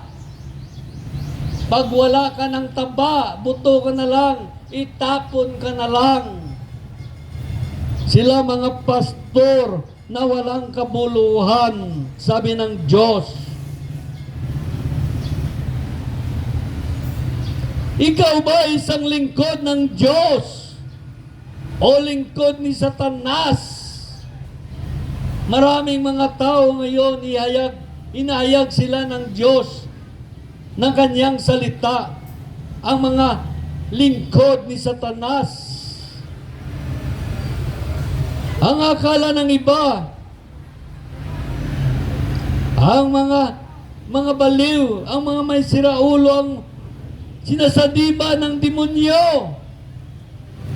Ngunit ang totoo, ang sinasadiba ng demonyo, ang mga tao na gumagawa ng kasalanan at nagtuturo ng kasinungalingan. Sila'y tunay na mga baliw.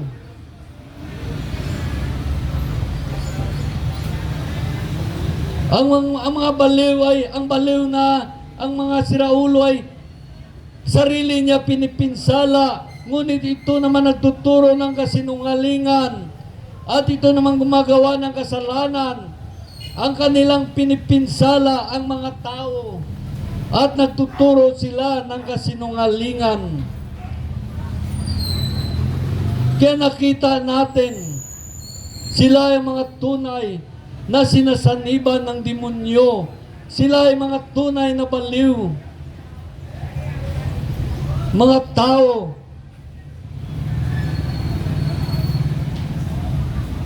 Maraming nasira, napahamak dahil sa kanila. Napinsala. Ito'y nakakapinsala ng ibang tao. Ang kanyang turo ng kasinungalingan, ito ang nakasira sa mga lingkod ng Diyos. Kung sugo tayo ng Diyos, dapat sinusunod natin ang utos ng Diyos, ang sugo ng Diyos, ang kanyang turo, ang kanyang saway, ang kanyang babala.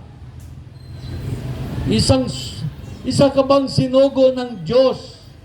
Kung ikaw ay sinugo ng Diyos, ikaw ay nagtataglay ng ganitong kaloob.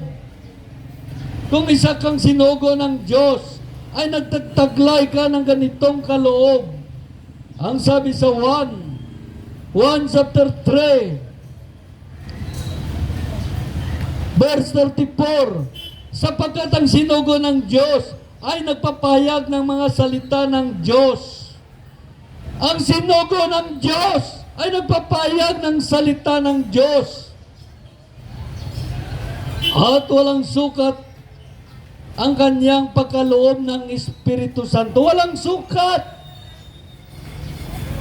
Walang sukat ang pagkaloob.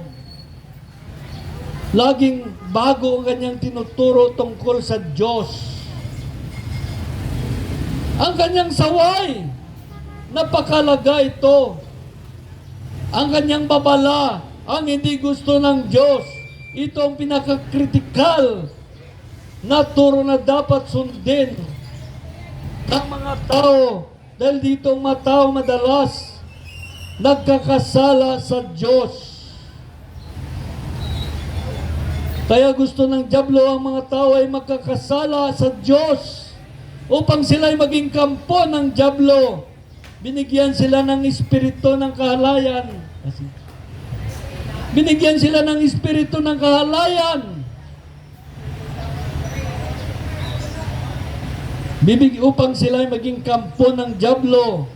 Binigyan sila ng espiritu ng kalikuan upang maging kampo ng dyablo. Kaya ang sabi dito, sila ay mga lingkod ng Diyos, ngunit naging kampon sila ng dyablo. Dahil ang sabi dito sa Korinto, Ikalawang Korinto ay ganito sinasabi, chapter 4, verse 4, hindi sila sumampalatay sapagkat ang kanilang isip ay binulag ng Diyos ng daigdig na ito. Sila ay binulag nito upang hindi nila makita ang liwanag ng mabuting balita tungkol kay Kristo. Binulag sila. Binulag tayo ng dyablo upang tayo maging kampo niya, upang di natin masunod ang Diyos. Dahil kung sinusunod natin ang Diyos, ito ang turo ng Diyos sa atin. Sabi dito sa unang Korinto, chapter 14, verse 37, ay ganito ang sinasabi niya, kung inakala ni Numan na siya'y tumanggap ng payag mula sa Diyos, ay anumang kaloob ng Espiritu Santo, dapat niyang kilalanin ang utos ng Panginoon. Ang isunulat ko sa inyo, ito'y sinulat ng Diyos upang masundan natin. Ang sabi naman sa Tito, o Titus, ay ganito naman ang sabi ng Diyos kay Titus. Titus chapter 1, verse 9, ay ganito sinasabi niya, kailangan matatag siyang maghawak ng tunay na aral upang ito'y maituro niya sa iba, may pakilalang kamalian ng mga sumasalungat. upang mapakilala ang kamalian ng sumasalungat. Ang sabi naman dito, sa verse 11, kailangan pigilin sila sa kanilang ginagawa sapagkat ginugulo nilang sambayanan ng Diyos. Kumikita lamang sila ng salapi. Ay nagtuturo nila ang mga bagay na hindi dapat maituro. Ituro nila mga bagay na hindi dapat maituro. Napakaliwanag. Kaya ang sabi dito, sa ikalawang Timote, chapter 3, verse 16, lahat ng sulat kinakasiyan ng Diyos at magamit sa pagtuturo ng katotohanan, sa pagbulaan ng mamaling aral, sa pagpatuwid ng likong gawain, at sa pag-akay ng matuwid na pamumuhay. Sa gayon, ang mga lingkod ng Diyos ay magiging handa. Sabi sa verse 4,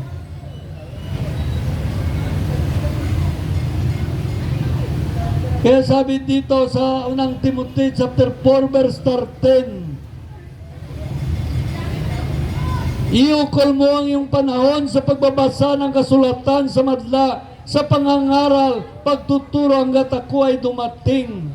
Huwag mong pabayaan ang pinagkaloob sa iyo ng Espiritu Santo. Ang sabi dito sa verse 6, ikaw ay maging mabuting lingkod ni Kristo Jesus kung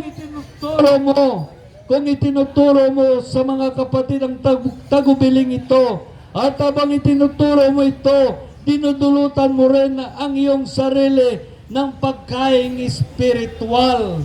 Ang sabi sa verse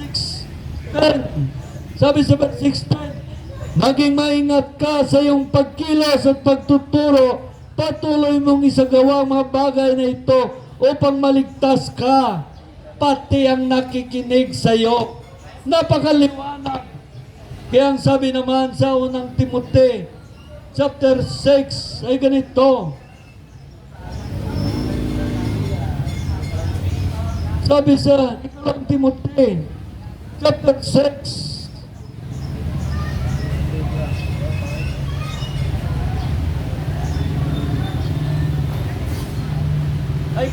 ay ganito ang sinasabi. Verse 3, kaya maging mapagpigil ka sa lahat ng oras. Pagtiisan mo ang mga kahirapan na dumarating sa iyo. Gampanan mo ang tungkulin ng isang mangangaral ng mabuting balita. Tuptin mo iyong tungkulin bilang tagapaglingkod ng Diyos. Ito isang tagapaglingkod ng Diyos. Kaya ang sabi naman sa Exodo ay ganito.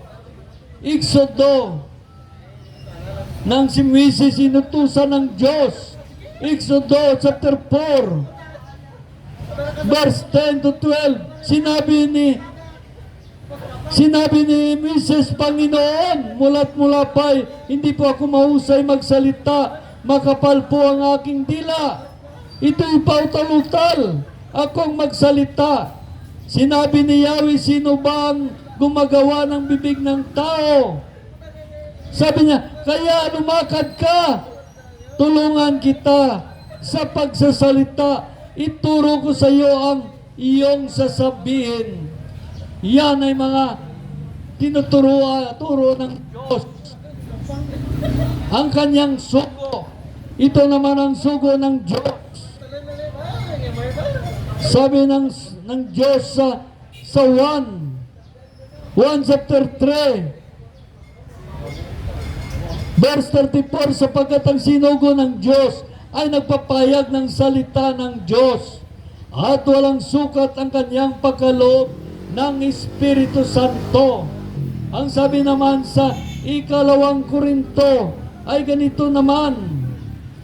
Ikalawang Korinto chapter 5 verse 20 ay ganito naman sinasabi.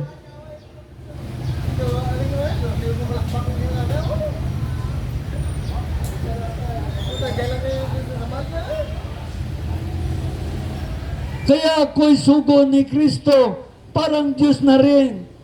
Parang Diyos na rin ang namanhik sa inyo sa pamagitan ko. Makipagkasundo kayo sa Diyos. Kaya ito ang ating pinangangaral. Kapag pinangaral natin ang salita ng Diyos, para na rin, sabi dito, kaya ako sinugo ni Kristo, parang Diyos na rin ang namamanhik sa inyo sa pamagitan ko, makipagkasundo kayo sa Diyos.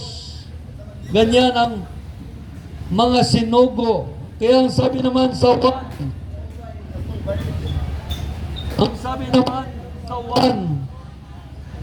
1 chapter 20 verse 21, sinabi naman ni Jesus, sumasa inyo ang kapayapaan kung paano sinugo ako ng Ama, gayon din naman sinusugo ko kayo. Kaya ito ang sugo ng Diyos. Sinugo ng Diyos. Kaya ito naman ang ating ginagawa. Sinusunod natin ang Diyos. Kaya ang sabi dito, sa ikalawang Korinto, chapter 2, verse 17, ay ganito naman sabi sa ikalawang Korinto, chapter 2, verse 17, hindi kami tulad ng iba na kinakalakal ang salita ng Diyos, salip na bilang sugo ng Diyos at lingkod ni Kristo, buong tapat namin pinangangaral ang kanyang salita. Buong tapat namin ipinangangaral ang kanyang salita. Salita nagbigay buhay at pag-asa. Kaya ito naman, nakita natin, marami, kung magpag-aralan dito, marami tayo na dapat gawin at sundin ang Diyos, ang kanyang mga sugo, ang kanyang mga saway. Ang sabi sa Titus ay ganito, ito'y mga saway ng Diyos. Sabi sa Titus chapter 1 verse 9, kailangan matatag siya, maghawak ng tunay na aral upang ito'y maituro niya sa iba at may pakilalang kamalian ng sumasalungat dito. Kaya pinapakilala natin ang kamalian ng mga sumasalungat. Sabi dito, kailangan pigilin sila sa kanilang ginagawa sapagkat ginugulo nila ang sambayanan ng Diyos at nagtuturo sila ng mga bagay na hindi dapat maturo. Nakita natin. Kaya ang sabi dito, ang saway ay isang pagtalikod. Ang pagsuway sa Diyos ay isang pagtalikod sa Diyos, isang pagtaksil sa Diyos. Ang kanyang mga saway, kapag tayo ay sumuway sa Diyos, tayo ay tumalikod sa Diyos.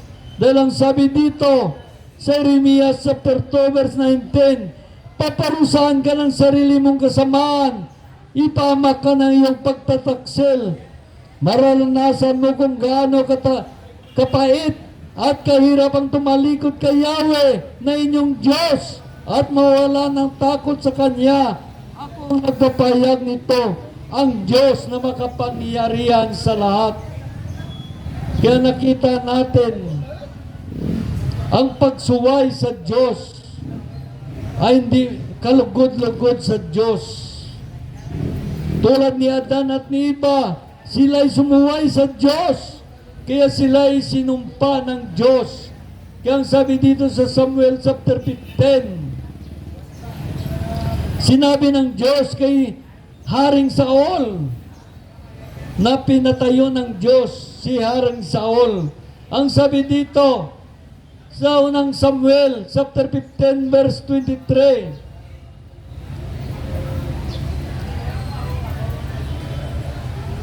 ang pagsuway sa kanya ay kasinsama ng pangkukulam at ang katigasan ng ulo ay tulad ng pagsamba sa Diyos-Diyusan. sapagkat sinuway mo si Yahweh, aalisin ka niya bilang hari ng kanyang bayan. Kaya kung tayo ay sumuway sa Diyos, gusto ba ninyo aalisin ng Diyos ang kaligtasan sa inyo? Gusto ba ninyo aalisin? Gusto ba ninyo aalisin ng Diyos ang buhay na walang hanggan sa inyo? Dahil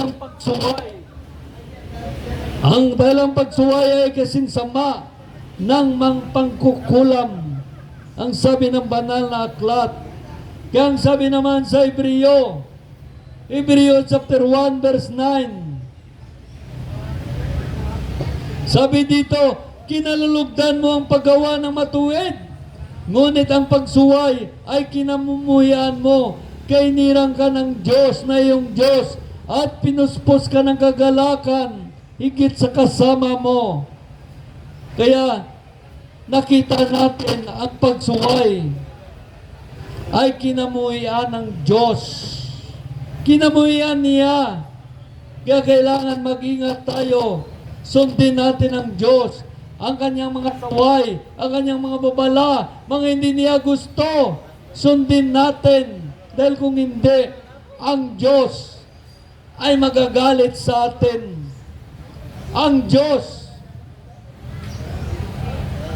ay hindi nalulugod sa atin tulad ni Haring Saul. Siya ay sumuway sa Diyos. Inalis siya bilang hari ng Israel.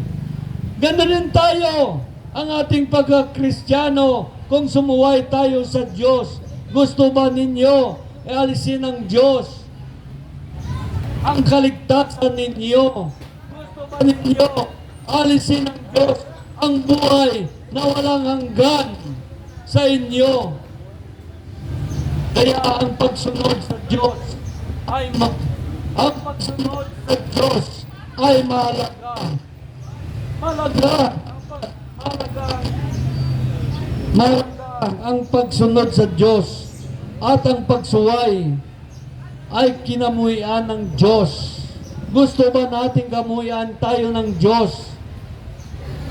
Kaya huwag natin suwayin ang Diyos. Kaya ang sabi dito sa Mateo chapter 7 verse, sabi sa Mateo chapter 7 verse 21, hindi lahat tumatawag sa akin, Panginoon, Panginoon, ay papasok sa kaharian ng langit, kung di yaon lamang sumusunod sa kalooban ng Amang nasa langit. Hallelujah! Ang sumusunod lamang sa kalooban ng Amang nasa langit, ang makasunod sa kaharian ng langit. Ngunit ang sumusuway at gumagawa ng kasalanan, doon kayo papasok sa kaharian ni Satanas, sa impyerno. Ito ang aking mensahe sa inyo, isang pagpaalala sa inyo upang kung paano ninyo masunod ang Diyos. Maraming mga tao nag-iisip, ang akala nila sinusunod nila ang Diyos. Hindi pala, si Satanas na ang kanilang sinusunod. Kaya ito tayo nagpaalala sa inyo dahil mahal kayo ng Diyos. Nais ng Diyos iligtas kayo. Nais ng Diyos mapunta kayo sa langit. Nais ng Diyos manirahan kayo sa langit. Nais ng Diyos magkaroon kayo ng buhay na walang hanggan. Kaya ito ang ating paalala. Nais ng Diyos ipaalala sa atin. Malapit na siyang bumalik. Kaya iayos natin ang ating sarili sa harapan ng Diyos upang makamit natin ang buhay na walang hanggan, makamit ng ating pamilya ang buhay na walang hanggan, manirahan sa langit. Hallelujah! Purihin ng Diyos. Ito lang aking mensahe, mahal. Ito lang aking mensahe, mahal kayo. Mahal kayo ng Diyos.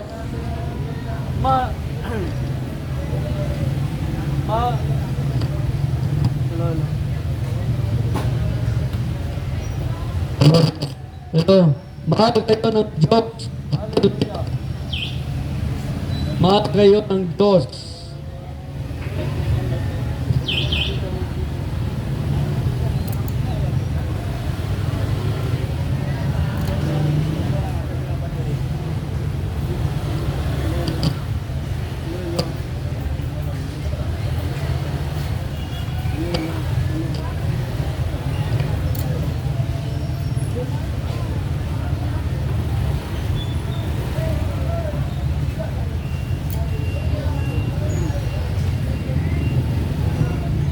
Hello, hello, hello, hello, hello.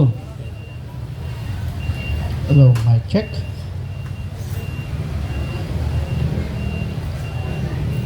Muli po, magandang umaga, tanghali sa ating lahat. Sa lahat ng mga anak ng Diyos, sa lahat ng mga may hininga, may mga pakinig, ay ating itong ituon sa Diyos, ibigay, ialay sa Diyos ang ating pong mga pandinig, mga natural senses natin, itugro natin dyan sa Ginoo.